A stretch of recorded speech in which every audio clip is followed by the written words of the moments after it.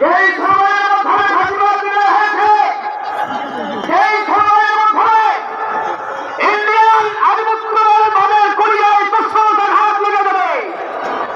যেই স্লোগান শুনলে জুলুমবাজ চালাক সন্ত্রাসীদের হৃদয়ের মধ্যে ঝাঁকুনি শুরু হয়ে যায়, একজনের মধ্যে হবে লিল্লাহে তাকবীর, লিল্লাহে তাকবীর, লিল্লাহে তাকবীর, আর লিল্লাহে তাকবীর।